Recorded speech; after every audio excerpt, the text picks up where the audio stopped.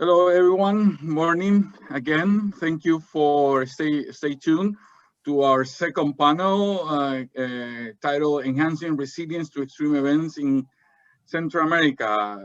This panel is comprised of very good friends, Sergio Lacambra, who is a principal specialist in disaster risk management at the Inter-American Development Bank. Also with us is Juan Pablo Sarmiento, who is the research professor and associate director for research at the Extreme Event Institute at FIU, and Tania Guillén Bolaños, who is a research associate at the Climate Service Center in Germany. This panel will be moderated by our friend David Bray, who's currently a professor at in the Earth and Environment Department of Florida International University. He carries out research on community forest management in Mexico and Central America and pursues interests in natural resource and ecosystem management in Latin America and globally.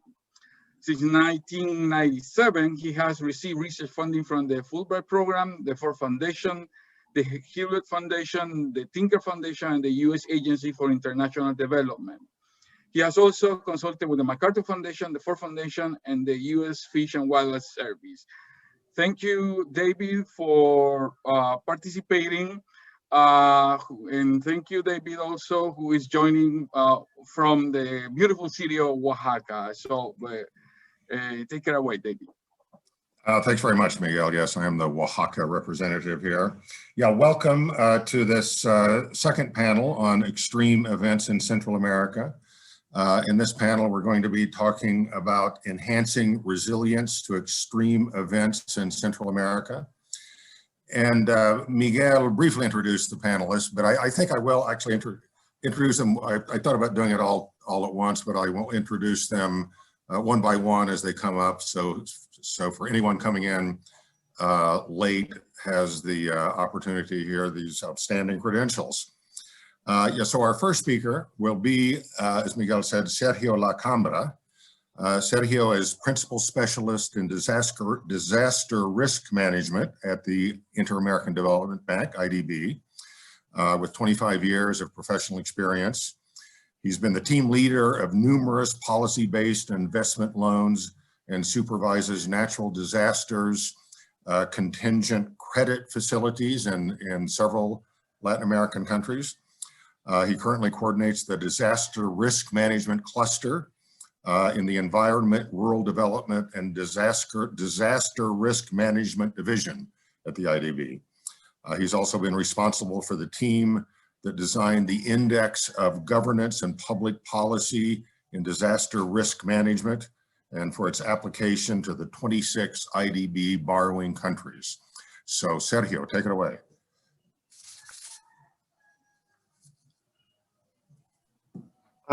Good morning to everyone. Thanks, Dr. Bray. Perdón, se me olvidó que debemos hablar en español. Don't worry. I was just going to thank you in English, and perhaps, you know, to switch into Spanish as it's going to be easier for me, as Spanish is my mother tongue.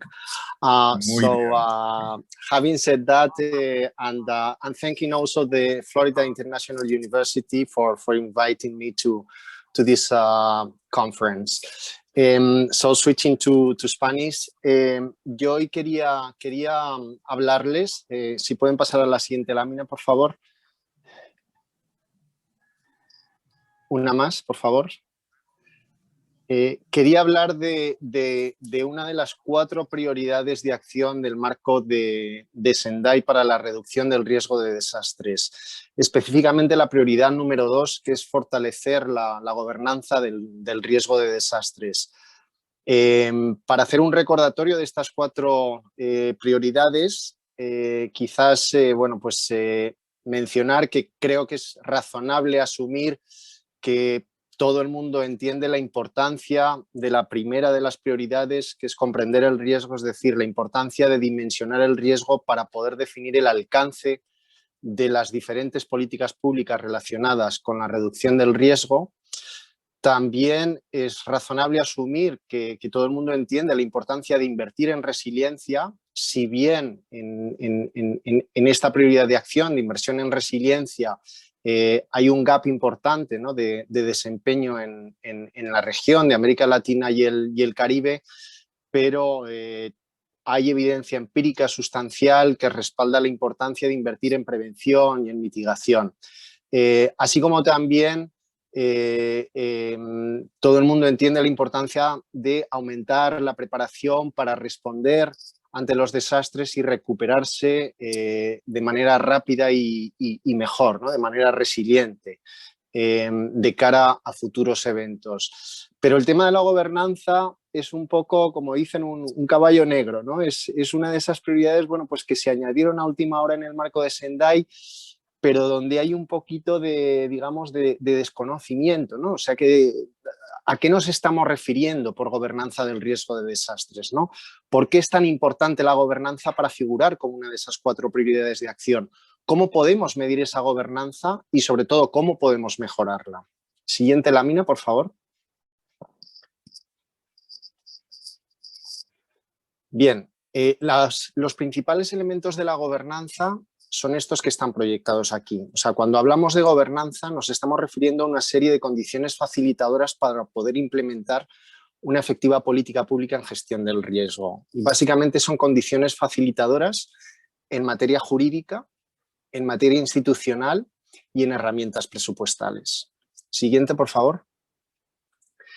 A ver, aquí hay una tendencia a confundir la gobernanza con otros aspectos que son súper importantes cuando hablamos del riesgo de desastres, ¿no? Pero cuando hablamos de gobernanza no nos estamos refiriendo, no estamos queriendo medir, en primer lugar, las pérdidas reales, ¿no? O sea, el impacto real de los desastres. Siguiente. Tampoco nos referimos, cuando hablamos de gobernanza del riesgo, no estamos refiriéndonos al riesgo de desastres, ¿no? O sea, no estamos queriendo medir a través de la gobernanza las pérdidas proyectadas o pérdidas estimadas que pueden causar los desastres. Adelante, siguiente. Esta es una de las confusiones más grandes que hay. Cuando hablamos de gobernanza no estamos midiendo el desempeño de los países en gestión del riesgo de desastres. ¿A qué nos referimos por gobernanza? De nuevo, siguiente.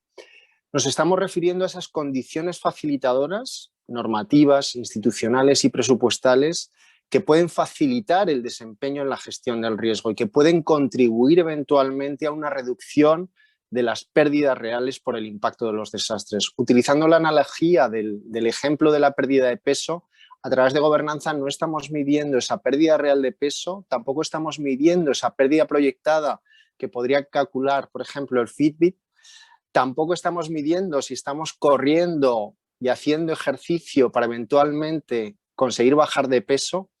Nos estamos refiriendo a esas condiciones, a esas, en este caso, pues el contar, digamos, con unos buenos zapatos deportivos, unas buenas prendas deportivas, a tener un Fitbit en la mano, a disciplinarnos, a levantarnos todas las mañanas temprano para salir a correr.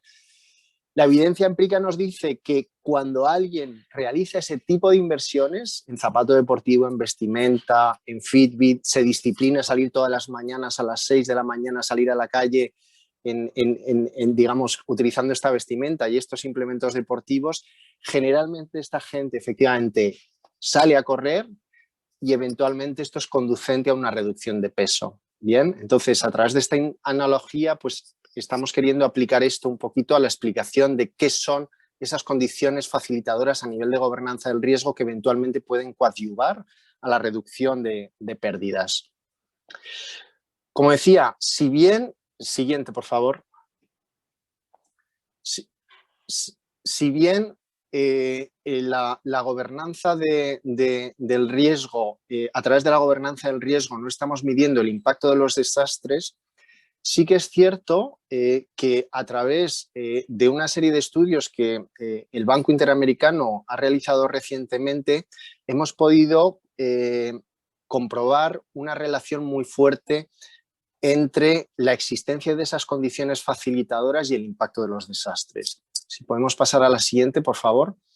Nos hemos encontrado que cuando analizamos esas mejoras de gobernanza medidas a través del índice de gobernabilidad y política pública en gestión del riesgo, especialmente en el contexto de desastres más severos, esas mejoras de gobernanza que pueden lograr los países son ciertamente conducentes a una reducción de las pérdidas económicas. Y de igual manera, si podemos pasar a la siguiente, por favor. Siguiente. Lo mismo sucede cuando hablamos de las pérdidas humanas. Bien, hay una fuerte correlación a través de estos estudios respaldados por evidencia empírica que efectivamente relacionan reducciones, o sea, mejoras en la gobernabilidad con una reducción en las pérdidas humanas causadas por desastres. Siguiente, por favor. Quiero hablarles, siguiente, por favor. Quiero hablarles ahora de una herramienta que nos ha permitido medir el nivel de gobernanza de los países, ¿no? Y esta herramienta es lo que yo antes hablaba de el índice de gobernabilidad y política pública en gestión del riesgo, que es un índice pues, que trata de medir a través de 245 indicadores una serie de mejores prácticas en cuanto a condiciones facilitadoras para la implementación de política pública en reducción del riesgo a desastres. Es un índice que mide de 0 a 100% la existencia de esas condiciones que pueden facilitar esa política pública y considera condiciones facilitadoras para los diferentes componentes de la gestión del riesgo y a su vez en las columnas de esta matriz conceptual las diferentes fases de la política pública, desde la inserción de la gestión del riesgo en la agenda política y la formulación de la política, la implementación de esa política y la evaluación de los resultados de implementación de esa política. Siguiente, cuando aplicamos este índice en los países centroamericanos y hacemos una media de los valores que se obtienen, vemos efectivamente que Centroamérica ha tenido una evolución positiva pues desde que ocurrió el huracán Mitch, ¿no? Allá en el finales del 98 hasta este año, ¿no? Hasta 2020. Entonces, pues vemos ahí en las barras en azul pues que la media del nivel de gobernanza medido a través del IGOP en Centroamérica pues ha tenido esa mejora del 4,8% a un 40%, ¿no? Pero otra manera de ver este gráfico es ver pues eso, la parte del vaso que no está lleno, es decir, para una región tan vulnerable como Centroamérica, el tener un nivel de gobernanza medido a través del IGOP del 40% es preocupante, ¿no? Porque todavía hay un gap ahí de gobernanza importante que corresponde al 60% de esas condiciones facilitadoras medidas a través del IGOP que están pendientes de cumplir, ¿no? Siguiente. Entonces, quiero ahora, porque claro, la lámina que les he proyectado anteriormente, el valor general del IGOP, bueno, es un valor pues, que orienta un poquito sobre cómo está ese nivel de gobernabilidad, ¿no? Pero quiero ahora compartir con ustedes los resultados de la aplicación de ese índice específicamente a través de alguno de los 245 indicadores que lo componen.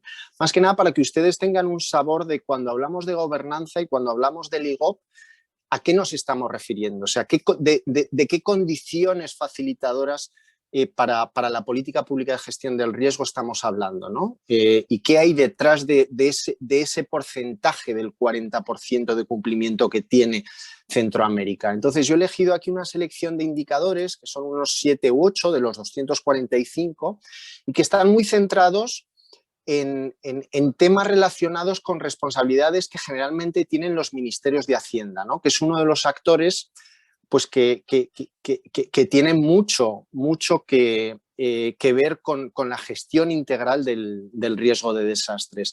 Entonces, como digo, esto es una muestra muy reducida, apenas son 7 u 8 indicadores de los 245, pero es más que nada para que ustedes entiendan cuando hablamos de condiciones de gobernanza, ¿a qué nos estamos refiriendo, ¿no? Y cuando hablamos de esas buenas prácticas en gobernanza a nivel internacional que medimos a través del IGOP, ¿a qué nos estamos refiriendo?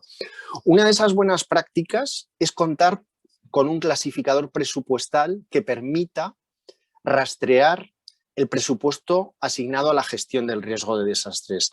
Imagínense si no hubiera rubros presupuestales para los gastos o las inversiones del Estado en educación y en salud. ¿Cómo saber si lo estamos haciendo bien, ¿no? como gobierno, ¿no? Si estamos invirtiendo mucho, poco, si la inversión es efectiva, no es efectiva, cómo hacer análisis costo-beneficio, si no podemos hacer un rastreo de los recursos que estamos canalizando a esas políticas públicas. Bueno, pues para la gestión del riesgo de desastres es exactamente igual, ¿no? Necesitamos contar con rubros, clasificadores o etiquetadores presupuestales que nos permitan rastrear cuántos son los recursos reales que se están asignando a la gestión del riesgo. Y aquí nos encontramos, a través de este diagnóstico que hemos hecho en el IGOP, que 4 de los 6 países de Centroamérica no cuentan con este tipo de clasificadores o rubros presupuestales, con lo cual es muy difícil hacer un rastreo de esas inversiones y eventualmente analizar cuánto se está gastando o cuánto se está invirtiendo en esto y si realmente es suficiente comparativamente a la problemática del riesgo que tienen los países. Siguiente. Otro ejemplo de indicador importante es la existencia de un fondo nacional específico para invertir en gestión del riesgo. Y aquí me estoy refiriendo no a contar con un fondo para atender las consecuencias de los desastres, ¿no? Para gastar en ayuda humanitaria, rehabilitación, reconstrucción. Me estoy refiriendo a un fondo que financie temas como la prevención, la mitigación, el análisis del riesgo, los preparativos. Y aquí nos encontramos pues, que en Centroamérica estamos 50-50, ¿no? 50-50. O sea, hay 3 países que cuentan con un fondo habilitado para esto y hay 3 pues, que no lo tienen. Siguiente. Un tema que es clave, dimensionar el riesgo, medir esas pérdidas probables, ¿no? Para poder priorizar la política pública en aquellos sectores, en aquellos territorios y en aquellas poblaciones donde se pueden concentrar las pérdidas o las afectaciones. Bueno, pues lamentablemente en América Central solamente hay un Ministerio de Hacienda que tiene dimensionada esas pérdidas probables por desastres, ¿no? Y no necesariamente porque haya realizado esos estudios, pero al menos se ha empoderado de estudios que alguna entidad multilateral haya podido realizar, ¿no? Entonces, bueno, pues aquí hay un gap importante tanto a nivel de dimensionamiento de eventos catastróficos como de eventos recurrentes. Siguiente, por favor. Otro tema de gobernabilidad fundamental, si la normativa del país ha definido cuál es la responsabilidad fiscal del Estado ante los desastres. Esto es clave. Hay países, bueno, pues que tienen definido, bueno, yo como Estado soy responsable de atender humanitariamente a la población, pero si la población tiene pérdidas en sus viviendas, en sus propiedades, es responsabilidad de ellos porque ellos deberían haber asegurado eso, ¿no? El que esto se defina por norma, por ley, por reglamento, por algún tipo de normatividad, es muy importante para saber hasta dónde llega el Estado y a partir de dónde empieza la responsabilidad individual, ¿no? De cada ciudadano. Bueno, pues en 4 de los 6 países centroamericanos la normatividad no establece esa responsabilidad fiscal del Estado, ¿no? Con claridad. Siguiente. El tema del aseguramiento, que hablaba hace un momento. En 3 de los 6 países hay normatividad que mandata el aseguramiento de las infraestructuras públicas. Lamentablemente la situación no es igual a nivel de mandato de aseguramiento para viviendas y esto sí que es preocupante a nivel de concesiones, ¿no? De esa provisión de servicios básicos que quedan en manos privadas porque el Estado delega la provisión de esos servicios al sector privado. Ninguno de los países centroamericanos tiene una normatividad que mandate el aseguramiento de esas concesiones. Siguiente. Para cerrar con una nota positiva, un tema que es clave, cómo se gestiona el análisis del riesgo en el proceso de revisión y aprobación de la inversión pública. En América Central, 4 de los 6 países en su normatividad de inversión pública mandatan la realización de análisis del riesgo para las propuestas de inversión pública. Es decir, que cuando llega un Ministerio de Obras Públicas y tiene que formular una propuesta de inversión pública para construir, por ejemplo, una carretera, entre los diferentes estudios que tiene que realizar para acompañar a la propuesta y remitirla al Ministerio de Economía y Finanzas para que sea aprobada esa inversión, está la realización del análisis del riesgo a nivel de preinversión y a nivel de inversión.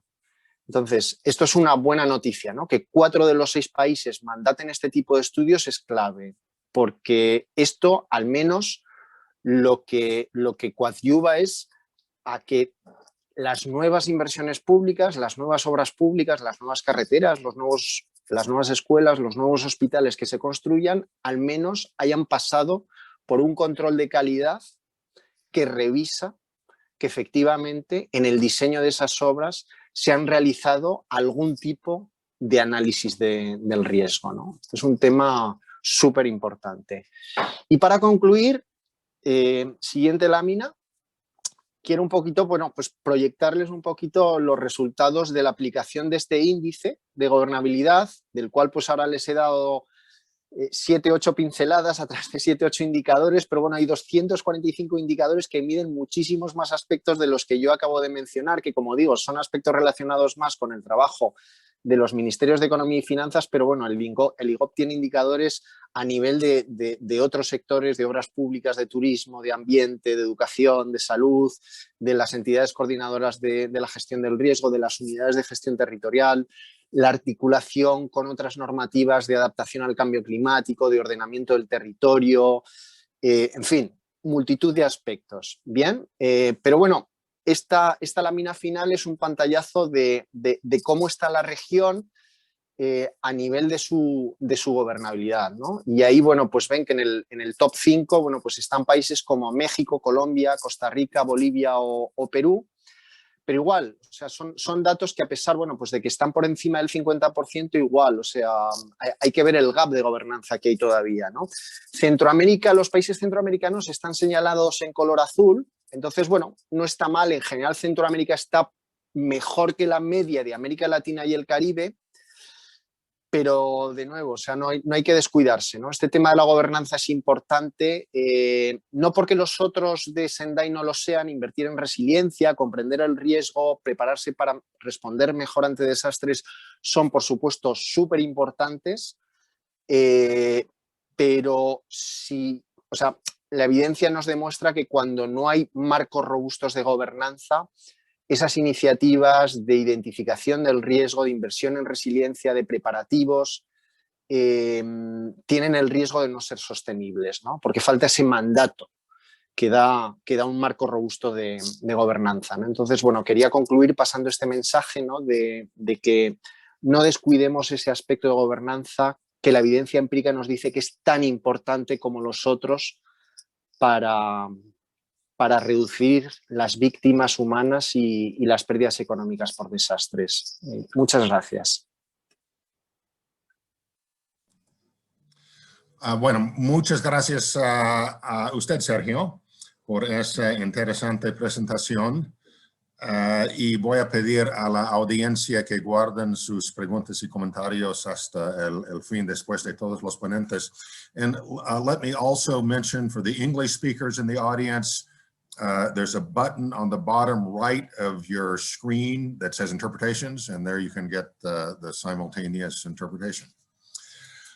So let's move on to our second speaker for this panel. And that is my colleague, Dr. Juan Pablo Sarmiento, quien es profesor de investigación y director asociado para investigaciones en el Instituto de Eventos Extremos en FIU. Es también director de riesgo y resiliencia de desastres del Programa de las Américas, apoyado por USAID. Doctor Sarmiento es un doctor médico, y también de cirugía de la Universidad del Rosario, Colombia. También tiene su maestría en salud pública de la Université de Bordeaux y Universidad Pública de Navarra en España. También muy titulado, es maestría en manejo de proyectos de Costa Rica y también tiene estudios postgraduados en manejo de desastres del Reino Unido, de Colombia y de Tufts University en los Estados Unidos. Ya toca a ti, Juan Pablo. Muchísimas gracias. Agradezco mucho la invitación y la oportunidad de estar en este panel. Vamos a entrar en materia aprovechando algunos de los aspectos que había preparado, pero también comentar sobre otros temas que están en el área de comentarios que han habido tanto en el primer panel como en este panel. Así de que vamos a comenzar hablando básicamente de algunos temas generales sobre este impacto de los huracanes ETA y IOTA. Hablar un poco sobre estos antecedentes en cuanto al qué ha pasado en el tema de gestión de riesgos, manejo de emergencias en la región. Hablar de cuál es el contexto actual para luego avanzar en el tema de los retos y qué nos depara este futuro. Retomando un poco el tema que que nos convoca de estos dos huracanes, es bueno recordar que han ocurrido en una forma poco usual en la región. Quiere decir, estamos hablando de una temporada de huracanes súper activa. Estamos hablando de una situación en donde vemos en un año más de 30 huracanes que recibieron un nombre completo. Y esto indica entonces un nivel de complejidad importante. De estos vemos que es poco usual que se presenten hacia el final de la temporada dos huracanes tan intensos como los que vimos. Entonces, esto tiene una característica particular si además de esto vemos que estos dos periodos o dos eventos principales se concentran en una región que tiene un efecto acumulativo. Ese proceso de saturación que vimos en la primera, con ETA y después con IOTA, da entonces un proceso acumulativo que incrementa y dificulta, digamos, la comprensión de cómo estos riesgos son lo que llamamos riesgos sistémicos. Quiere decir que se van agregando y no son eventos independientes o aislados. El otro elemento que tenemos que tener en cuenta es cómo este impacto que se da en la región centroamericana comienza a mostrarnos una sobreposición entre estos antecedentes que hemos escuchado en las presentaciones anteriores con la existencia de unos eventos que sobrepasan los cálculos usuales en épocas de emergencia. Esto significa que nosotros estamos hablando de un conjunto de eventos que sucedieron en una época particular del año que nos conllevan a esos resultados finales que vemos. Unas cifras que ya la doctora Oberman nos presentó con detalle y que Ferrari también nos habló en cuanto a un país, pero que nos muestran un impacto que realmente ha sido un impacto, yo diría, subestimado por los medios, pero que en realidad tiene un gran significado. ¿Qué quiere decir? Quiere decir que estos eventos se sobreponen con la ocurrencia del COVID, que es el que está tomando toda la atención, y deja de lado una realidad que únicamente toma en los medios de prensa unas pocas horas por el tema de sensacionalismo y atracción de los medios, pero en realidad es una situación realmente que debemos contemplarla, una realidad que aún hoy en día están sufriendo cientos de miles de habitantes en la región centroamericana. ¿Dónde estamos en estas realidades y en estos temas que nos convocan? Pues lo primero es que, ya lo habíamos hablado, estamos a 2 décadas después del huracán Mitch.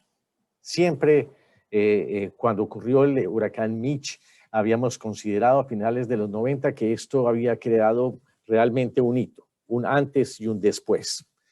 Pero cuando nos acercamos y vemos esta realidad, vemos que definitivamente hay varios aspectos que tenemos que tener en cuenta.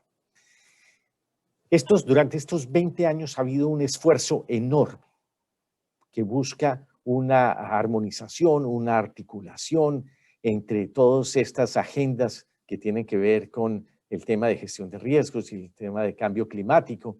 Ya hemos escuchado anteriormente en estas horas lo que ha sido estos esfuerzos para procurar unas políticas regionales y unos marcos regionales, pero lamentablemente las estructuras organizacionales encargadas de la implementación de estas políticas continúan teniendo unos enfoques diferentes. Estas entidades encargadas de hacer esta implementación tienen diferentes metas, corresponden a diferentes sectores, tienen horizontes temporales diferentes. Entonces, parte de lo que vemos a través del tiempo es que es difícil que podamos obtener una articulación en un tiempo en donde desearíamos ya 20 años después, con todas estas buenas intenciones manifestadas en políticas, regulaciones y acuerdos, que pudiéramos ver algo concreto. La realidad es que desde el evento del Niño en el 97-98, pasando por el huracán Mitch y llegando hasta ahora, hemos tenido diferentes circunstancias que nos muestran que aún hay problemas severos, que aún tenemos una brecha importante, una brecha que no hemos podido realmente ver cómo estos sistemas de alerta, estos sistemas de aviso, estos mecanismos institucionales que debieran haber tenido una activación y un trabajo articulado en el post-desastre, hubieran tenido la capacidad para satisfacer esa primera demanda inicial. Obviamente estamos hablando, y me estoy refiriendo básicamente a los procesos más de gestión de riesgos.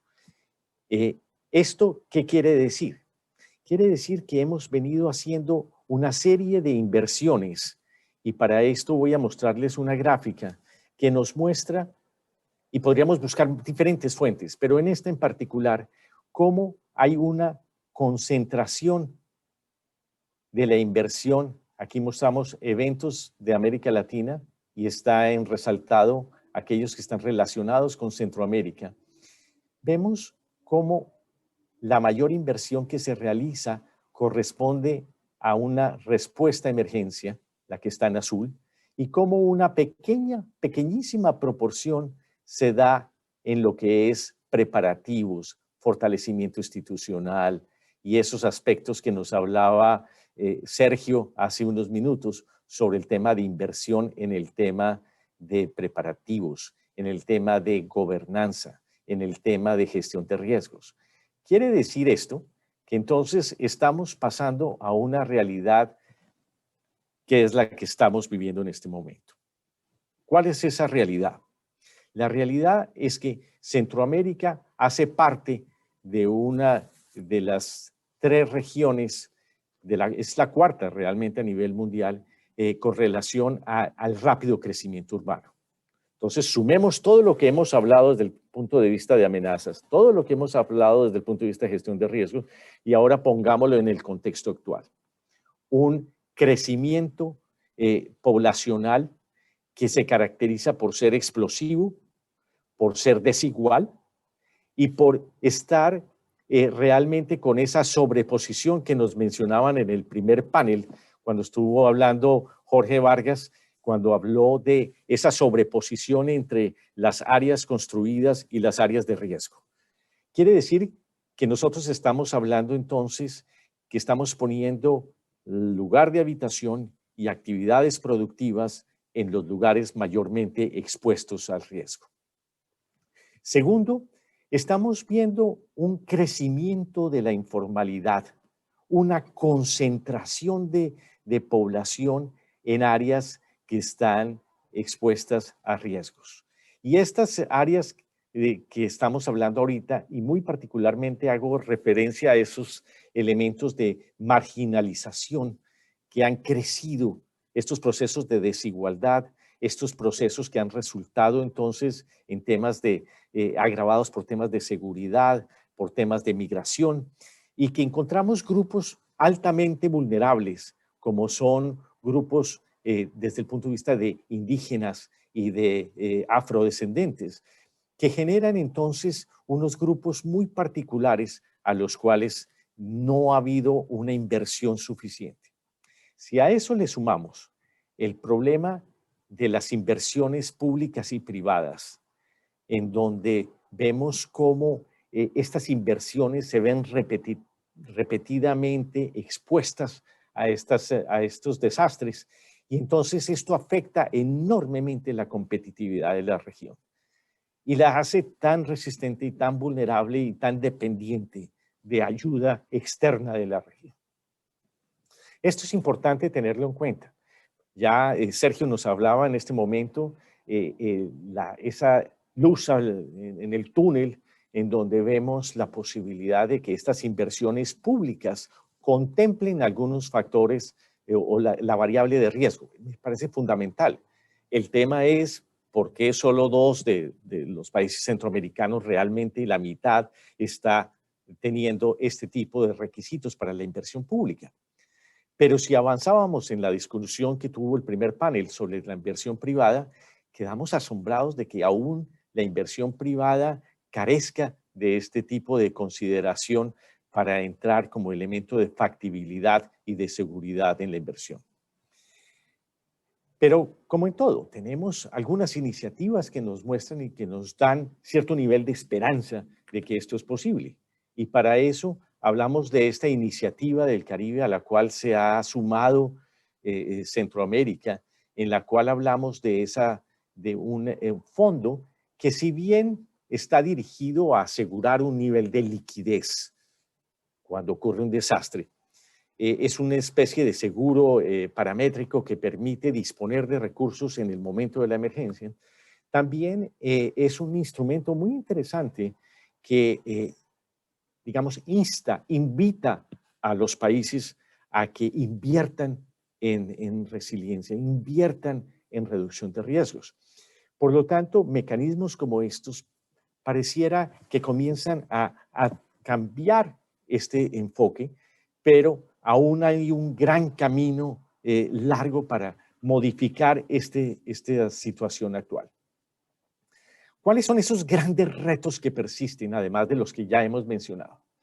Pues, por un lado, tenemos un problema serio de vulnerabilidad que está asociado a estos problemas no resueltos del desarrollo, que lo vemos en procesos económicos, sociales y ambientales. Ya, digamos, esta radiografía que nos presentaron desde el Estado de la Nación, desde Costa Rica, con esta imagen de problema social y económico de la región. Estos problemas ambientales que hemos visto son temas profundos y que están agravados con esos procesos de urbanización, con esos procesos no controlados desde el punto de vista urbano, más un rezago de prácticas, digamos, desde el punto de vista de sectores como el agropecuario, el tema de infraestructura, etcétera, que no contemplaban en el periodo anterior este factor de riesgos como un elemento sustantivo. El otro reto que tenemos es un reto profundo. Es un reto en donde hay, por un lado, un tema de una exposición a estas grandes amenazas. Ya nos mostraron cómo factores de tipo climático, hidrometeorológico, en donde vemos la realidad de que Centroamérica así está expuesto frecuentemente a estos procesos de ciclones tropicales. Hemos visto también estas imágenes que nos han presentado sobre el tema del corredor seco. Hemos visto circunstancias en donde ya interactúa el tema de la ubicación de las poblaciones en zonas de inundación, la ubicación en zonas de deslizamiento, las ubicaciones en zonas sísmicas. ¿Quiere esto decir que tenemos entonces un proceso de amenazas naturales que se ven agravadas a través de un proceso que estamos viendo en este momento de cambio, de variabilidad y cambio climático? Y estamos ante una realidad de conflictos políticos y sociales que ponen esta región en una situación realmente crítica desde cómo se va a abordar. El otro tema fundamental de análisis de reto que tenemos es que aún hay una visión que se considera que el tema de gestión de riesgos es el tema de las instituciones de manejo de emergencias. Que esto es un problema en el caso de Honduras de Copeco, que esto es un problema en el caso de Costa Rica de la Comisión Nacional de Emergencias, que esto es un problema de las diferentes instituciones que manejan emergencias. No, eso es un problema no solamente de Estado, es un problema de nación, es un problema de la sociedad. Y mientras esto se siga manejando con una visión de preparación y respuesta, va a ser muy difícil generar un cambio.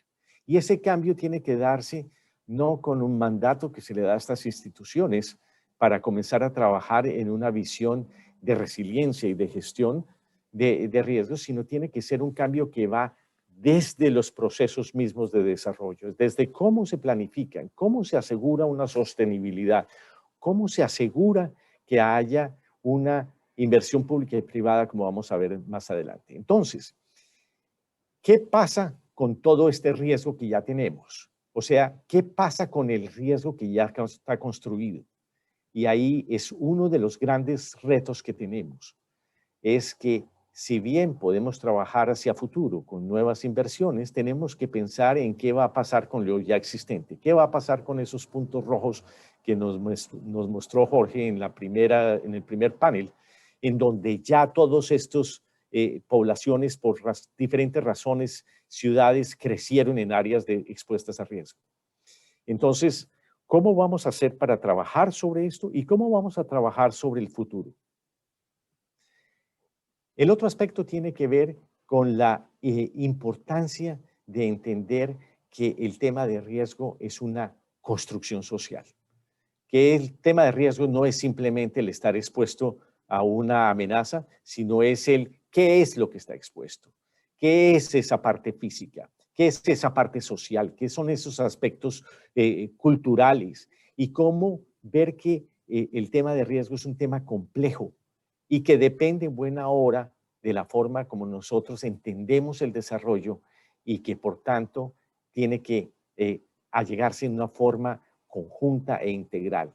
No es suficiente con tener más ambulancias, no es suficiente con tener más bomberos, no es suficiente con tener más carros de rescate, sino que requiere soluciones profundas que entren en los temas de ordenamiento territorial, en los temas de códigos de construcción, que en las políticas públicas de inversión, etc. Entramos entonces a qué nos depara el futuro. Primero, yo creo que uno de los puntos fundamentales ha sido esa interacción de la región con lo que son organismos internacionales, gobiernos, cooperación bilateral. Tiene que haber una claridad en cómo juegan estos roles para que haya una coherencia entre esta interacción que fortalezca el llegar a un nivel de autosuficiencia, a un nivel de resiliencia como está proponiendo este foro. Entonces, tiene que haber una articulación de intenciones para que esto realmente sea efectivo. Lo segundo, tiene que haber una articulación entre los temas sectoriales y los temas territoriales. No puede continuar este divorcio entre grandes iniciativas en el tema de agua, algunas iniciativas en el tema desde el punto de vista de agricultura, unas pocas en el tema de salud. O sea que tiene que haber definitivamente un tema de articulación y que niveles locales tengan una mayor representación y que es allí en el nivel local donde realmente se vuelve concreto el riesgo y podemos ver entonces la inversión y la transformación. Lo otro es definitivamente tenemos que trabajar en cambiar el tema de firma de acuerdos, de legislaciones, de políticas y que esto sea realmente lo que va a proliferar y que va a generar hacia el futuro un cambio importante. Tenemos ya demasiados elementos escritos, pero faltan acciones concretas. Entonces, más que nuevos acuerdos, más que nuevas firmas, más que nuevas políticas, es ejecutar lo que hay, es volver esto en acciones visibles. Y mirar cómo podemos trabajar para que realmente haya una determinación de que estos, como nos decía Sergio, de que ya no sean unos los países, sino todos los países que aseguran que vamos a invertir de tal manera que esa nueva inversión que se hace hacia futuro sea una inversión que contemple la variable, que evite que estemos construyendo nuevos riesgos y que fortalezcan esos acuerdos que tienen que haber como región, para que la región pueda actuar como región y no, como estábamos hablando, como entes independientes, como sumarse, pero sin olvidar la importancia y la trascendencia del nivel local en todo este proceso. Muchas gracias. Muchas gracias, Juan Pablo, por esa intervención muy útil. Y sí, déjeme observar a la audiencia, si tengan preguntas hasta ahora para Sergio Lacambra o Juan Pablo Sarmiento, si pueden proceder a poner sus preguntas o comentarios en preguntas y respuestas. Y entonces, ahora sí vamos a proceder con el tercer ponente, quien es Tania Guillén Bolaños. Tania es nicaragüense, investigadora del Centro de Servicios Climáticos de Alemania desde 2016. Es también doctorada de la Universidad de Hamburgo, Alemania, y desde 2016 es parte del equipo técnico del Grupo de Financiamiento Climático para América Latina y el Caribe, y da seguimiento a las negociaciones climáticas de la Convención Marco de las Naciones Unidas sobre Cambio Climático. Desde hace 10 años ha sido observador representante de organizaciones de sociedad civil de Centroamérica. Y también participó en el reporte histórico e importante, el reporte espacial sobre el calentamiento global de 1.0 grados centígrados del IPCC. Bueno, Tania, sí, ahora a ti.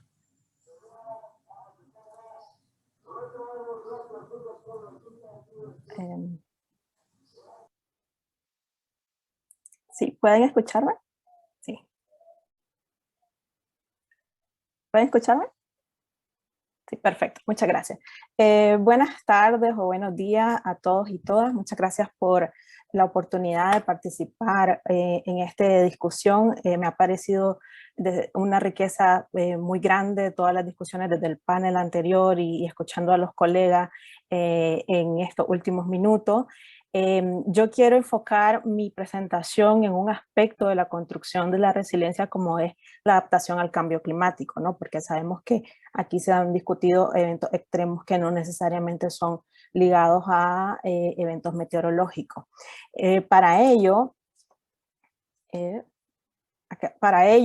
nosotros tenemos que comenzar diciendo que el cambio climático ya dejó de ser desde hace muchos años un asunto de futuro, principalmente para la región centroamericana, donde, por ejemplo, este gráfico nos resume que los 10 años más cálidos de los registros globales se encuentran en los últimos 15 años. Asimismo, los 5 años más cálidos se encuentran en los últimos 5 años. Y aquí en esta gráfica es más resumido y actualizado con el año 2020, donde el año 2020 junto al año 2016 son los años más cálidos de los registros. Y aquí pueden ver históricamente y un pequeño gráfico, unos gráficos que a mí me gustan mucho porque son fáciles de entender para la audiencia en general, donde científicos en Reino Unido han iniciado a presentar la información de manera más fácil, donde aquí pueden ver para Nicaragua desde el año 1901 cómo han ido los registros de temperatura promedio, donde los colores azules reflejan los años que han sido menores al promedio y los colores rojos los años mayor del promedio de temperatura. Ahora, el IPCC en su último ciclo de evaluación, el 2014, porque el siguiente, el sexto ciclo de evaluación está ahorita corriendo y ahorita podemos solamente presentarles la información ya aprobada, pero ya para el 2014 en esa evaluación de la literatura científica que había en ese momento, para Centroamérica se identificaron distintos impactos. Y cuando hablamos de impactos son cosas que ya estamos viviendo, cosas que se han comentado en las distintas presentaciones, donde identificamos el aumento de la temperatura media en la región, los cambios en las precipitaciones, reducción, cambios también en la época de temporada lluviosa o seca, o invierno y verano que decimos en la región, la disminución de la escorrentía, la reducción de la cobertura forestal también, y el aumento de factores de enfermedad o de vectores de enfermedad, como lo son, por ejemplo, los mosquitos, donde se generan enfermedades como el dengue, la malaria, el chikungunya, que afectó en los últimos años, y estas son cosas que ya la región está viviendo. A su vez, y esto va ligado con presentaciones también anteriores, la región ha estado presenciando o viviendo el incremento de eventos extremos. Esta información de la CEPAL de hace varios años, pero aquí ustedes pueden ver fácilmente cómo toda la tendencia es al incremento de eventos meteorológicos extremos, donde encontramos las temperaturas extremas, los incendios forestales, las inundaciones, la sequía. Alguien de los colegas ya mencionaba, por ejemplo, en Centroamérica, cuando no estamos en época de sequía, estamos en época de inundaciones. Esa es una realidad y lamentablemente quizá una normalidad que ya estamos viviendo en la región. Ahora, el IPCC en esta sobre el 1.5 grado de calentamiento global presentó una serie de evaluaciones, ¿no? Este informe es global y esta información presentada en este gráfico también, pero a mí me parece siempre de suma importancia porque aquí nos da el reflejo de cómo estamos y para dónde vamos. Por ejemplo, el informe en su momento, hace 2 años, cuando se aprobó, decía que ya estamos en este momento en un nivel de aumento de temperatura de 1 grado comparado con la era preindustrial, y la era preindustrial es el periodo 1850-1900, y para este nivel de temperatura ya estamos observando diversos impactos, como les comentaba anteriormente. Ahora, se identifica que podríamos llegar a los 1.5 grados de calentamiento global, que es uno de los límites, el límite más ambicioso del Acuerdo de París. Podríamos llegar, si seguimos como vamos en este escenario tendencial de seguir teniendo grandes emisiones de gases de efecto invernadero, podríamos llegar a los 1.5 en el periodo 2030-2052. Y ese es un periodo que podemos decir ya está a la vuelta de la esquina. Y para ese grado de temperatura o de aumento de temperatura media global, porque en zonas del planeta hay regiones donde ya se han experimentado 1.5 grados de calentamiento más o en otras menos, por ejemplo, podemos identificar un nivel de riesgo alto para el motivo de preocupación 1. Estos son instrumentos que tiene el IPCC para generar la información, donde el motivo de preocupación 1 agrupa los sistemas únicos y amenazados, y aquí se encuentran aquellos ecosistemas únicos como los arrecifes de corales tropicales, como los bosques tropicales, como el Amazonas, como los glaciares en Sudamérica, y estos sistemas podrían ya estar en un riesgo alto con 1.5 grados, mientras que con 2 grados, incluso para los corales se puede identificar que podría significar que desaparezcan. Ahora, enfocado en cuanto a los eventos meteorológicos extremos, se identifica, ustedes pueden ver los distintos grados de calentamiento, donde con 1.5 grados ya estaríamos en un nivel de riesgo alto. Y esto en la región centroamericana tiene diversas consecuencias, porque la región centroamericana, al ser una región tropical, es una de las que ha experimentado los mayores cambios relativos en su variabilidad climática. También sabemos y se ha mencionado hoy de que la ubicación misma de la región nos presenta una serie de amenazas a los ciclones tropicales, a los fenómenos o los sismos, por ejemplo, que no son meteorológicos, pero tenemos también los factores de sequías, ¿no? Es importante mencionar, porque en este gráfico reflejamos hasta los 2 grados de aumento de temperatura, pero lamentablemente los acuerdos que las contribuciones o planes que los países han presentado para cumplir el Acuerdo de París todavía nos están dejando en un planeta con un aumento de temperatura de más de 3 grados Celsius. Es decir, podríamos estar enfrentándonos a riesgos mucho más altos que los que se representan en este diagrama, porque aquí estaba limitada la información a los 1.5 o a los 2 grados de calentamiento.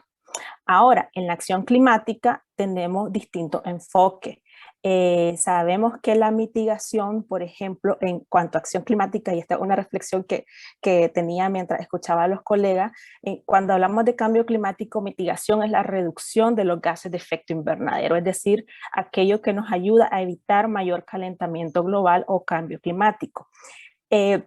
La adaptación son todas aquellas medidas o procesos que nos ayudan a adaptarnos a estas condiciones cambiantes del clima, y esto puede ser tanto en los sistemas naturales como en la sociedad. Y luego tenemos el último pilar que fue agregado en el Acuerdo de París y que es muy relevante tanto para la gestión de riesgos como para adaptación, es la parte de pérdidas y daños, que es cuando hemos llegado a un límite donde los sistemas o las poblaciones, por ejemplo costeras, ya no pueden adaptarse y tienen que ser relocalizadas. Eso se genera o se traduce en una pérdida de propiedades, de medios de vida, etcétera, ¿no? Y aquí con este gráfico lo que yo les quería señalar era principalmente que a mayor acción climática, a mayor mitigación y reducción de gases de efecto invernadero, nuestras necesidades de adaptación en el mediano y largo plazo disminuyen y las pérdidas y daños también serían menores.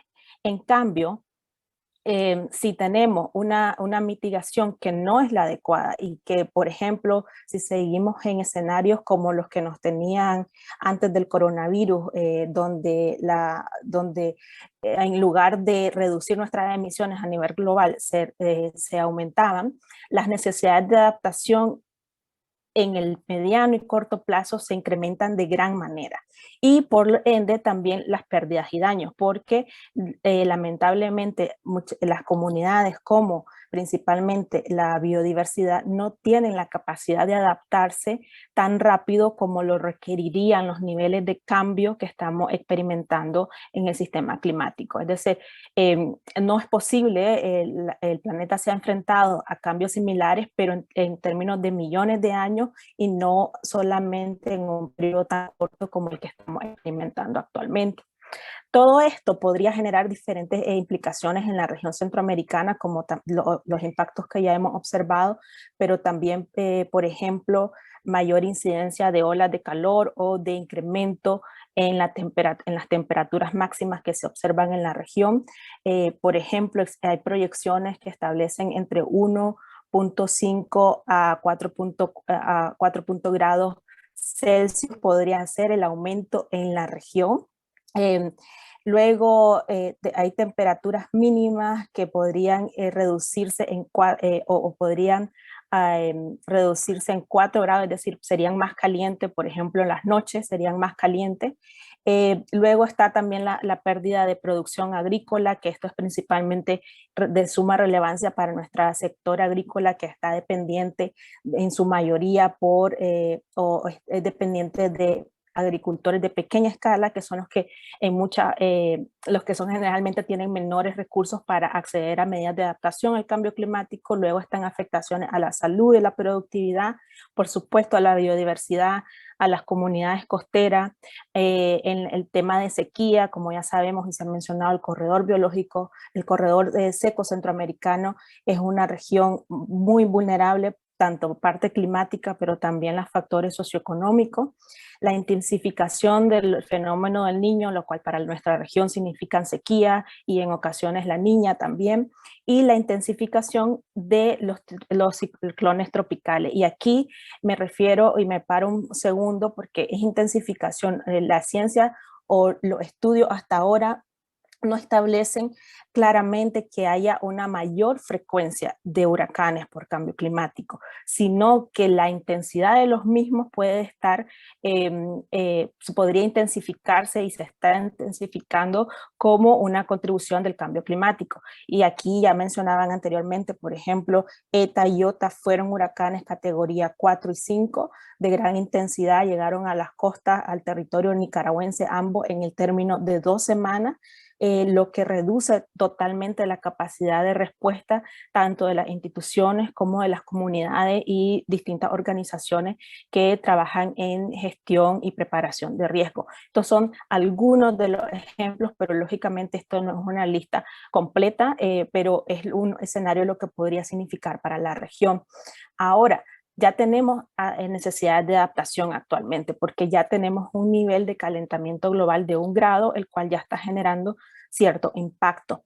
Con esta gráfica del el reporte sobre la brecha de adaptación publicada en enero pasado, donde tuve el gusto de participar como revisora, por ejemplo, se establece que en cualquiera de los escenarios, tanto en el escenario climático ambicioso, que es el escenario que ustedes pueden observar aquí en azul, que es el que haría que podríamos estar en el marco de los 1.5 grados y no sobrepasar ese límite, aunque siempre con adaptación, los riesgos que nos enfrentaríamos van a ser menores. Ahora, si observamos la parte roja, que significa el escenario menos ambicioso, donde seguimos con el escenario de business as usual, lógicamente los riesgos son mayores en ese escenario, pero siempre con adaptación van a ser reducidos, ¿no? Ahí la importancia de la adaptación junto con mitigación. Y aquí hago otra reflexión porque lamentablemente, estos son datos de Naciones Unidas, también parte del informe, allí se establece que a nivel global solamente el 5% del financiamiento climático está destinado para adaptación al cambio climático. Y para regiones tan vulnerables y con condiciones tan críticas como la región centroamericana, esto son números graves, ¿no? Y cuando hay financiamiento climático, muchas veces pasa de que son los mismos países que ya han avanzado en sus políticas los que reciben mayores recursos. Y aquí tomo las palabras de un colega anteriormente que decía que no es que debemos pelearnos porque a nosotros nos va peor, pero es súper importante ver que el financiamiento sea destinado a aquellos países vulnerables y que todavía necesitan mayor apoyo. Y estos datos, lamentablemente, en la región centroamericana no es del 5%, puede ser un poco más, pero para la región latinoamericana, ahí en el índice de finanzas sostenibles publicados hace poco, decían de que en la región latinoamericana, menos del 1% de los presupuestos nacionales está destinado a acciones de cambio climático. Entonces, de ese 1%, todavía una porción bastante baja es para adaptación. Entonces, imaginémonos la limitación en cuanto a los recursos destinados. Ahora, en cuanto a las inversiones destinadas a la recuperación en la región, tanto por ETA, IOTA, por el COVID, etcétera, y todas las futuras, lamentablemente, crisis que puedan llegar, hay ya anuncios donde nos dicen,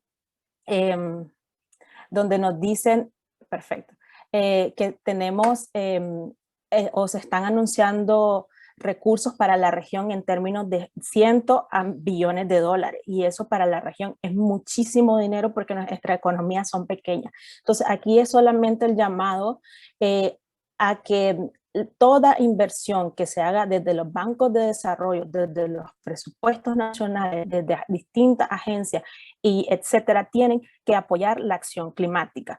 Y aquí yo intenté resumir algunas reflexiones sobre aspectos que yo creo que deben ser considerados, y lo primero y primordial es mantener el foco en las comunidades y grupos vulnerables o vulnerabilizados, principalmente considerando que en la región centroamericana tenemos alrededor del 40% de la población bajo la línea de pobreza.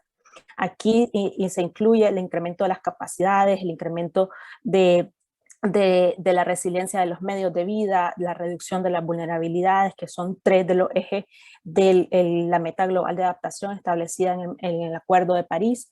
De suma relevancia es que, como ya mencionaban, toda inversión tiene que ser basada en información robusta, producida por la ciencia, y para esto necesitamos mayor inversión en información climática y servicios climáticos en la región, y tenemos que considerar la planificación a mediano y largo plazo, porque las inversiones en infraestructura son para 50 años o más, y para ellos tenemos que considerar este tipo de información. Y aquí, por ejemplo, para Costa Rica, que mencionaban anteriormente, nosotros vamos en marzo a presentar una hoja climática para una zona, la cual fue desarrollada para una infraestructura de un puente, que querían fortalecer la parte de la decisión para decidir qué hacer con la infraestructura, y basándose también o considerando la parte climática. Y estos son ejemplos que deben replicarse en la región. Y ahí pueden ustedes observar que también las inversiones o todos los fondos deben apoyar las transiciones éticas y justas, algo que ha sido muy mencionado en los últimos meses debido a la pandemia también. Ahí ven ustedes los distintos aspectos que tienen que considerarse: la parte de género, derechos humanos, poblaciones indígenas, participación, la transparencia. Luego está la sinergia entre mitigación y adaptación, porque no es que uno sea más importante que el otro, ambos son importantes y por ello deben mantenerse en mente, y una de las opciones o enfoques son las soluciones basadas en la naturaleza, que es una nueva terminología para cosas que quizás ya estábamos haciendo en la región. Uno de los instrumentos importantes también para nosotros son las áreas protegidas, que ya se han mencionado también aquí, donde tienen que tener mayores recursos destinados, la parte de ordenamiento territorial, que también se ha mencionado entre otros aspectos, y luego tenemos la parte de los cobeneficios, y quería siempre mencionar la parte del apoyo a las agendas globales y la cooperación regional, que también ya se ha mencionado. Y en cuanto a las agendas globales, tenemos por supuesto el Acuerdo de París, la Agenda 2020 con objetivos de desarrollo sostenible, el marco de Sendai y los objetivos de Aichi sobre biodiversidad. Y en cuanto a las soluciones basadas en la naturaleza, ustedes pueden aquí observar un ejemplo también del reporte de UNEP, donde se ponen las amenazas y se establecen un listado de medidas de adaptación y sus potenciales beneficios. Esto es solo como para mencionarles cuán amplias y útiles son este tipo de medidas, que, como comentaba, también un enfoque que quizás ya hemos estado implementando en la región, pero que debe todo hacerse más coherente y la sinergia entre todos los recursos que se inviertan. Y con esto yo le quería agradecer, y espero que haya sido de interés. Gracias. Muchas gracias, Tania, por esos datos alarmantes y sí, algunas propuestas de soluciones. Bueno, entonces sí, está abierto a preguntas y discusión. Sí hay algunas preguntas ya en questions and answers, donde podemos ir. Los panelistas también tienen la posibilidad de intervenir directamente. Pido, para mantener algo de orden, si me puedes comentar, si los panelistas me pueden comentar en questions and answers si quieren intervenir, o también adelante en algún momento. Bueno, la primera pregunta, y también si pueden comentar si la pregunta es para todos los panelistas o una. Y bueno, si la primera pregunta no precisa eso, entonces, ¿quién quiere de los panelistas lanzarse? La pregunta viene de Ruth Gómez y es si los gobiernos de Centroamérica están dispuestos a tener discusiones sobre cambio climático, y si es que creen que el cambio climático realmente está pasando. Yo me permito comentar sobre la pregunta. Bueno, yo creo que el tema de cambio climático, y como lo presentaba anteriormente también, aquí es uno de los temas que realmente se mencionan como un factor común en la región. Yo no soy representante de gobierno, pero me queda claro que los gobiernos saben que el cambio climático está pasando, no es un asunto de creer, ¿no? Como se discuten en distintos foros. El cambio climático está pasando y está afectando a la región y cada vez es más claro. Y existen iniciativas desde la Comisión Centroamericana de Ambiente y Desarrollo, hay distintos proyectos que trabajan en la región, los cuales están enfocados en el enfoque o proyectos RED, que son enfoques que priorizan la mitigación, y esto es la parte de manejo de los bosques, de la deforestación, de la degradación, y yo creería que es uno de los aspectos que une, pero que, por ejemplo, cuando uno es observador en la Convención Marco de Naciones Unidas sobre Cambio Climático, en las COPs, han habido esfuerzos de declarar Centroamérica como región especialmente vulnerable al cambio climático. Si ustedes leen el Acuerdo de París, ahí se establece, por ejemplo, que el continente africano como una de las regiones, se establecen también los países insulares, donde el CARICOM tiene especialmente países que están en esa categoría, pero en París no pudimos, desde la sociedad civil, cuando yo estaba allí, no pudimos en conjunto con los gobiernos, aportar o que se mencionara oficialmente Centroamérica, y esto es porque a nivel de las negociaciones también existen distintos intereses. Luego iban a haber otras regiones que también iban a querer tener esa mención especial, pero es algo que todavía la región tiene que seguir reforzando, esas posiciones comunes que lamentablemente faltan en otros aspectos, también en cambio climático. O sea, se sabe que está pasando y que somos una región afectada, pero lamentablemente las vías de trabajo y de la incidencia política no están consensuadas, y los países tienen distintos enfoques de trabajo. Bueno, muchas gracias, Tania. Entonces, la pregunta siguiente viene de Manuel Ernesto Bernales Alvarado y es un comentario, si alguien de los panelistas quiere comentarlo. Manuel Ernesto comenta: eslabones perdidos, sistemas nacionales público-privados de planificación, inversiones y presupuestos efectivos.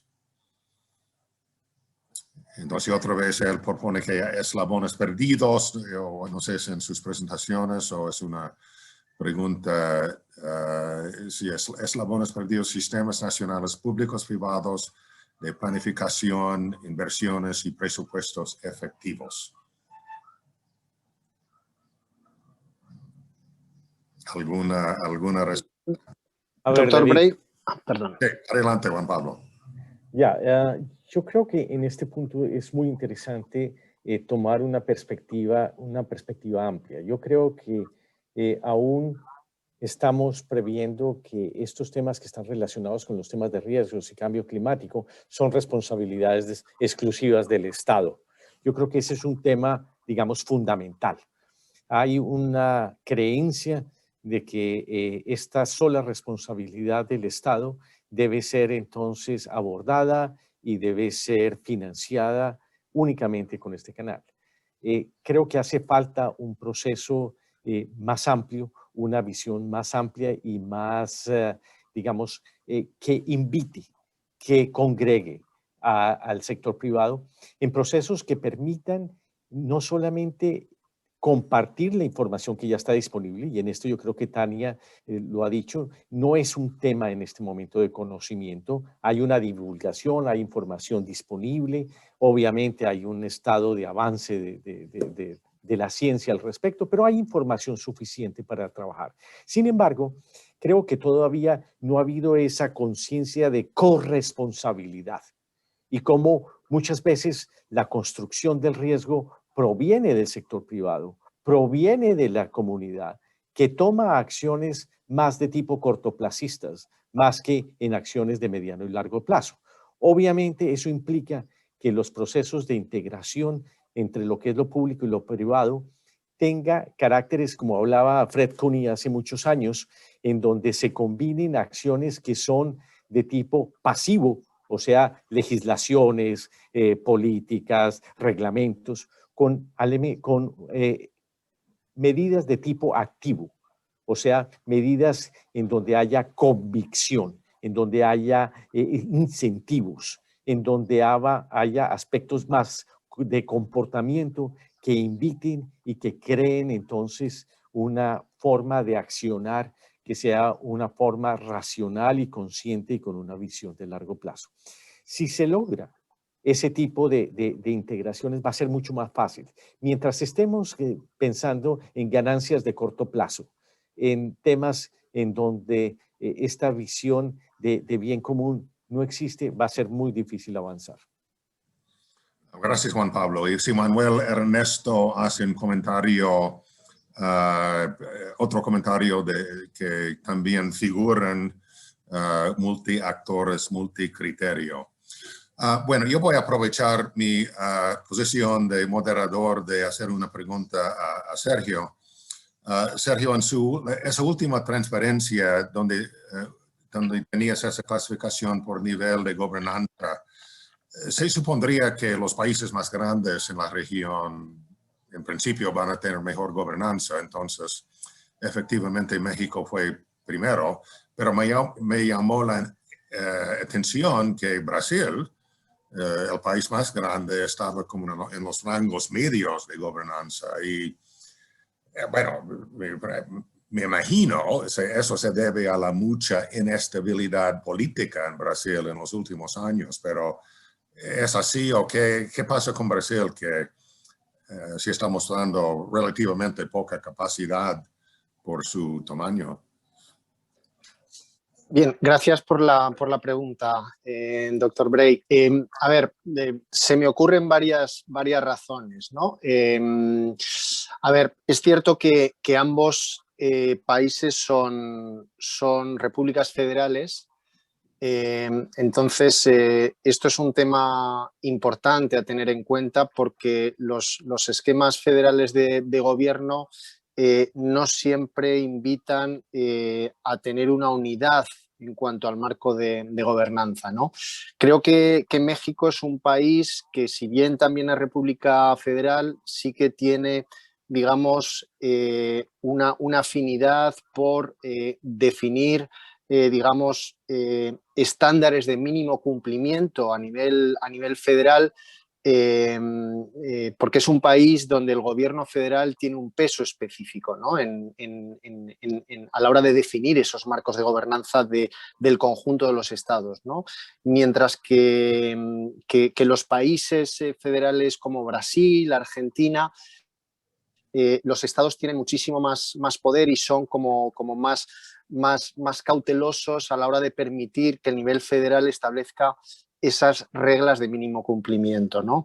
Pero luego también hay otro tema que creo que es importante, y es que México es un país que históricamente ha estado sujeto a la ocurrencia de diversos tipos de amenazas, ¿no?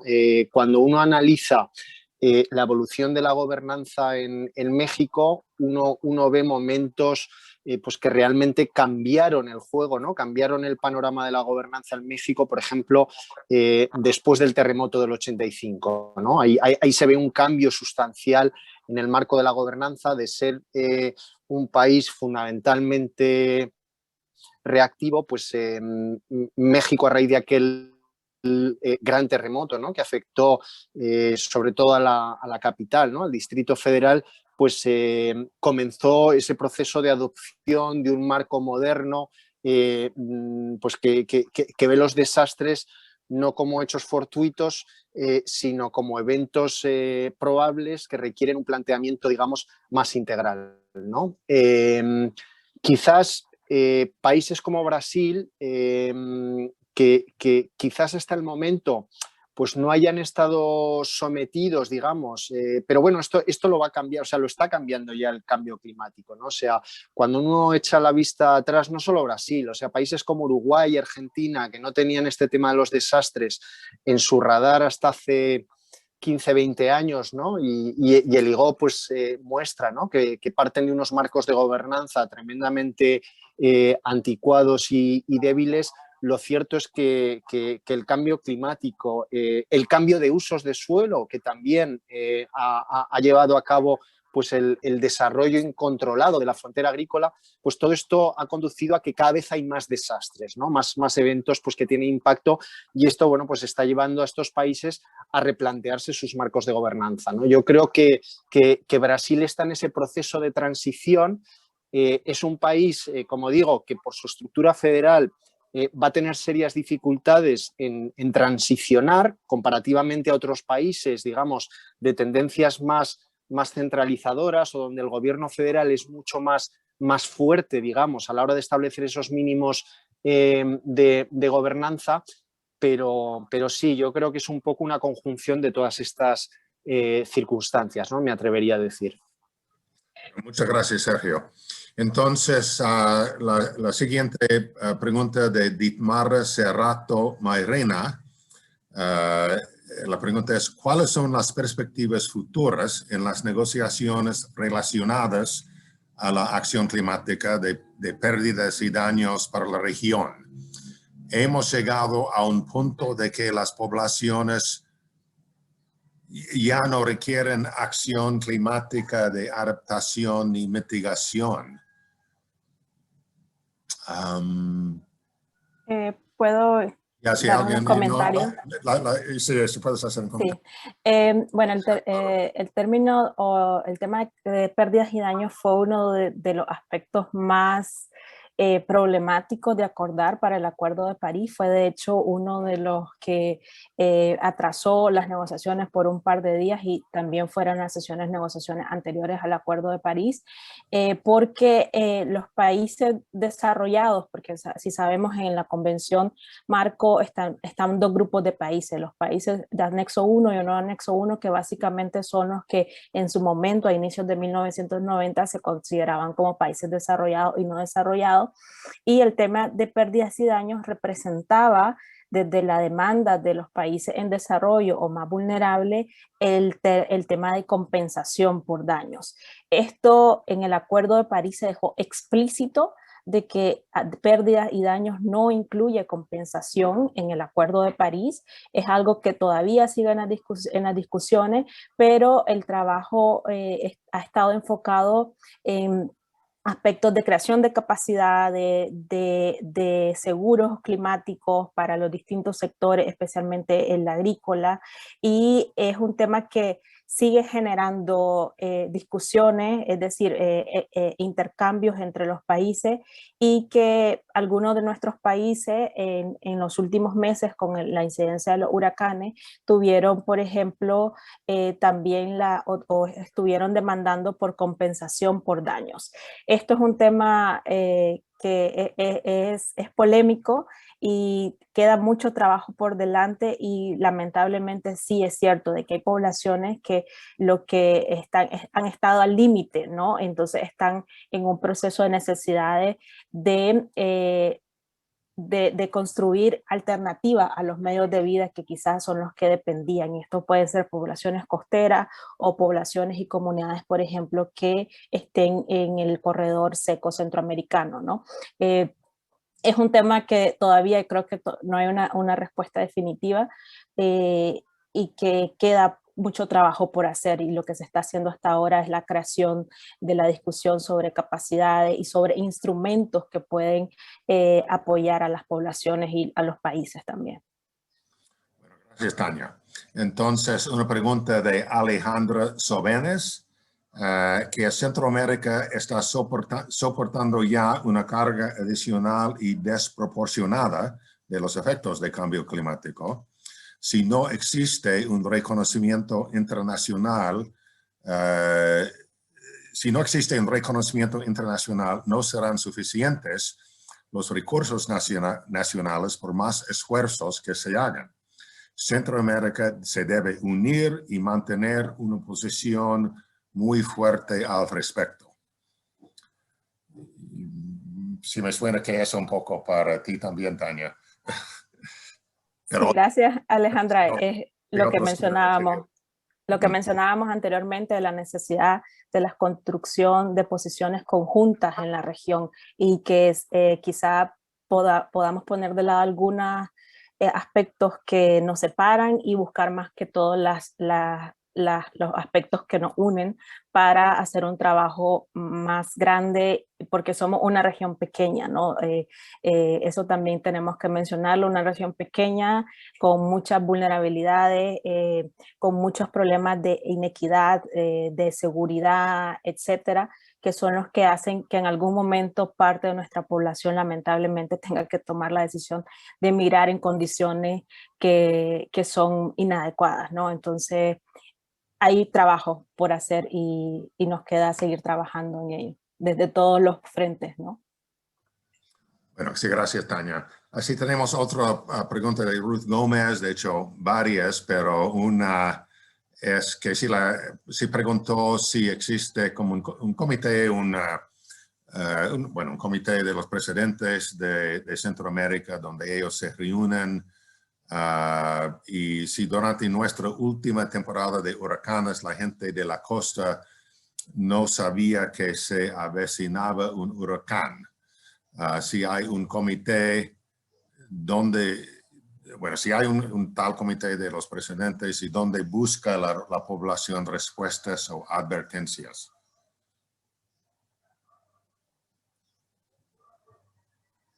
A ver, yo puedo comentar al respecto que tiene que ver con, a ver, podríamos relacionarlo con el sistema que existe en este momento de alerta de huracanes. El sistema de alerta de huracanes es un sistema abierto que ha tenido un crecimiento a partir de Mitch en Centroamérica, en donde hubo una gran inversión en estaciones hidrometeorológicas para ver no solo el tema, digamos, de los que son estos fenómenos desde el punto de vista macro, en donde se puede ver la cercanía o no de cierta tormenta, sino también cómo bajar esos modelos regionales a realidades locales. Ahí ha habido un gran esfuerzo a nivel internacional de financiar redes, de financiar capacidades de recursos humanos, y es donde mencionaba, hay un poco de disparidad entre la disponibilidad de esa información desde el punto de vista científico y cómo esto se traslada en acciones de tipo institucional y se refleja en temas de comportamiento a nivel de comunidad. Entonces, ese procedimiento, si bien ha tenido un avance, digamos que hay todavía una lentitud en poder encaminar las medidas apropiadas una vez se cuenta con esa información. ¿Y por qué? Porque en este momento, aunque tuviéramos una anticipación de 24, 48, 72 horas o más, podríamos llegar a los 3 días, 4 días, tendríamos un gran problema. Y es que esto no cambiaría la situación de exposición de riesgo de las personas en que están. Entonces, el tema en este momento, digamos, desde el punto de vista científico de manejo de la alerta, ha llegado a prácticamente los límites de la capacidad actual. Pero si permanecen y persisten esos problemas de incapacidad de solventar esos factores subyacentes del riesgo, va a ser muy complejo que se vuelva un tema, digamos, racional y equilibrado, en donde medidas ante la posible presencia de un evento hidrometeorológico genere acciones concretas, como por ejemplo una evacuación, como por ejemplo una recolección temprana de cosecha, como por ejemplo protección de determinada infraestructura. En realidad hay tal nivel de riesgo construido, hay tal cantidad de infraestructura en zona de amenaza y de alta amenaza, que es muy difícil pensar que simplemente un sistema de alerta va a evitar el que haya un gran impacto.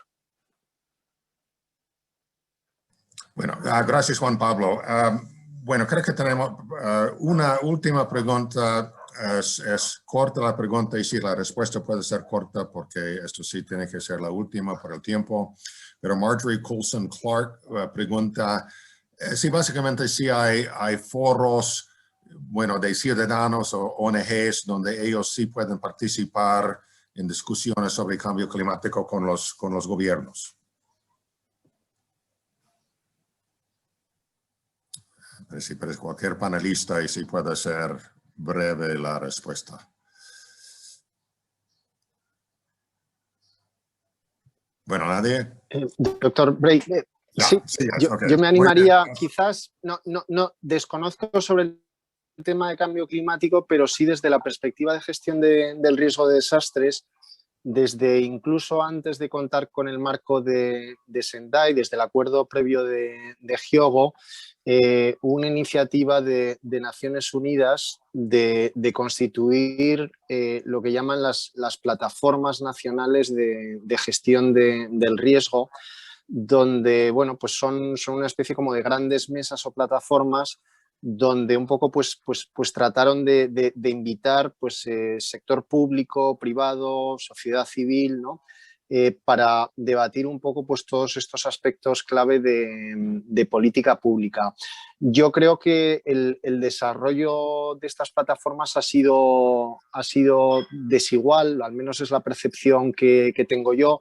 Hay países donde estas plataformas han funcionado bien, incluso han venido a paliar esa debilidad jurídica y de arreglos institucionales que tenía el país para abordar integralmente la gestión del riesgo, y se han acabado convirtiendo estas plataformas realmente pues en ese sustituto de lo que debería ser pues eso, o sea, un marco institucional más integral, ¿no? Con participación ciudadana, privado y público. Y hay otros países donde estas plataformas, pues lamentablemente, o sea, han quedado exclusivamente en el nivel público, en el mejor de los casos, bajo coordinación de las entidades de gestión del riesgo y con participación de los ministerios de línea, ¿no? de los sectores de gobierno, pero con una débil participación ciudadana, ¿no? Yo creo que la experiencia ha sido muy diversa, pero bueno, esas plataformas entiendo que todavía es una iniciativa que desde Naciones Unidas se sigue insistiendo, ¿no? La importancia de contar con ellas como un mecanismo pues, de comunicación y de debate y de participación, ¿no? Bueno, muchas gracias Sergio. Y sí, con eso sí vamos a dar por terminado este panel y lo voy a pasar otra vez a ti, Miguel. Muchas gracias, David. Thank you, David Bray. Also thanks to Tania Guillén, Sergio Lacambra, Juan Pablo Sarmiento for this outstanding panel. This concludes our second panel of the day. We'll continue with a third and fourth panel in the afternoon, and we're going to take a break now so you can take your lunch or early lunch in the case of Central America. But before we do that, I want to thank again our panelists and also our interpreters, Steven Mines and Ingrid Crow Aicinena, who had done a wonderful job translating these first two sessions. And in the afternoon, all sessions will be held in English and English only. So right now we're going to shut down the webinar over the break. We'll come back at 2 p.m. Miami time, 1 p.m. Central American time. You will need to reconnect at that time. Please don't go far away. Just get your sandwich, get your casamiento or gallo pinto, and then we'll see you back again here at 2 Miami time, 1 Central America time, using the same link. Thank you all for participating, and I'll see you soon.